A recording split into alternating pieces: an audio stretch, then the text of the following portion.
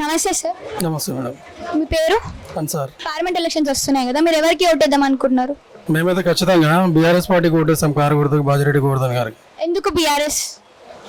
ఎందుకంటే మీరు కూడా చూస్తారు కదా మేడం, గత 10 సంవత్సరాల నుంచి 10 సంవత్సరాల క్రితం ఎట్లుండే తెలంగాణ, 10 సంవత్సరాల తర్వాత ఎట్లుంది తెలంగాణ, దాన్ని బట్టి ఆ డెవలప్మెంట్ కూడా బాగుంది. కేసీఆర్ చేసిన డెవలప్మెంట్ కానీ, కేటీఆర్ అన్న చేసింది కానీ, ఇక్కడ మన లోకల్లో బాజిరెడ్డి గోవర్ధన్ సార్ కూడా మస్తు చేసిన డెవలప్మెంట్. మస్తు అంటే మామూలు వేయలేడు. రోడ్లు చూస్తే మీకు అర్థం మీద ఉంటాయి రోడ్లు.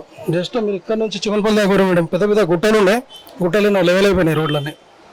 సూపర్ ఉంది డెవలప్మెంట్. కాంగ్రెస్ కూడా చాలా చేసింది, ఫ్రీ బస్ ఇచ్చింది, కరెంట్ బిల్ తగ్గించింది, 6 పథకాలు తీసుకొచ్చింది. మీకు అవేం సహాయపడలేవా? ఇప్పుడు మీరు ఫ్రీ బస్సులు వస్తురా మేడం, ఎంత రష్ ఉంది, ఎంత ఇబ్బంది పడుతున్నారు, కరెక్టే కదా. సరే ఫ్రీ బస్ ఒకటి ఆడోళ్ళకి వచ్చింది కావచ్చు, కానీ మిగతా పథకాలు అయితే ఏం లేవు మేడం. కరెంట్ బిల్ తగ్గింది కదండి. నాకైతే రాలేదు. బీజేపీ ఇప్పుడు అయోధ్య కట్టింది, డిజిటల్ కరెన్సీ తీసుకొచ్చింది. ఇప్పుడు దానివల్ల మన దేశం 3వ స్థాయిలో ఉంది. అదే బీజేపీ వాళ్ళు చెప్తారు మేడం, ఓన్లీ బీజేపీ వాళ్ళు చెప్పుకుంటారు సోషల్ మీడియాలో. వాళ్ళు అర్థమవుతుందా? డెవలప్మెంట్ అనేది లేదు అసలు ఇండియాలో, ఉద్యోగాలు లేవు, ఓన్లీ హిందూ ముస్లిం ఇదే ఉంది భారతదేశం అంతా. ఉద్యోగాలు అస్సలు లేవు, జనాలను రెచ్చగొట్టడు, గొడవలు పెట్టడు, ఇదే బీజేపీ వాళ్ళ పని. అంటే ఇప్పుడు మీరు బీఆర్ఎస్కే ఓటేస్తా అంటారు? ఖచ్చితంగా 100% వేస్తా. నాతో ఇంకో 100 మంది ఓట్లు కూడా ఇప్పిస్తాం. ఇప్పుడు కాంగ్రెస్ కూడా చాలా ఇస్తానంటుంది, రుణమాఫీ, పెన్షన్ పెంచింది, ఇంకా చాలా చేస్తానని చెప్పి మాటలు ఇస్తున్నారు రేవంత్ రెడ్డి గారు కానీ, కాంగ్రెస్ పార్టీ వాళ్ళు కానీ. మరి కాంగ్రెస్కి ఎందుకు వేయద్దు అనుకుంటున్నారు మీరు ఓటు?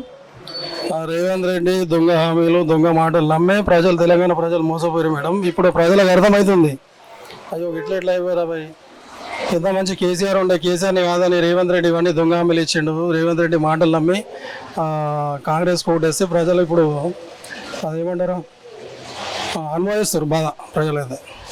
అనుభవిస్తున్నారు ఇప్పుడు అంటారు. 100% అనుభవిస్తారు. ఎవరికి మంచి జరగట్లేదు అంటారు? ఎవరికి జరుగుతలేదు మేడం. బీఆర్ఎస్ వస్తే మంచి జరుగుతుంది, 100% మంచి జరుగుతుంది. బీజేపీ వస్తే? బీజేపీ వచ్చినా ఏం జరగదు మేడం. బీజేపీ వస్తే ఇప్పుడు మీరు చూస్తారు కదా కొన్ని రాష్ట్రాలలో, ఇప్పుడు మణిపూర్ ఎట్లా ఉంది, మధ్యప్రదేశ్ ఎట్లా ఉంది, దళితులను ఏ విధంగా ట్రీట్ చేస్తారు, వాళ్ళ ఏ విధంగా ఇబ్బంది పెడతారు. దళిత మహిళను అయితే నగ్నంగా చెప్పుకుంటే గలీజ్ ఉంటుంది మేడం, వాళ్ళకి అట్లా చేస్తారు బీజేపీ వాళ్ళు. బీఆర్ఎస్ వస్తే ఇవేమి జరగవని మీరు అనుకుంటున్నారు గట్టిగా?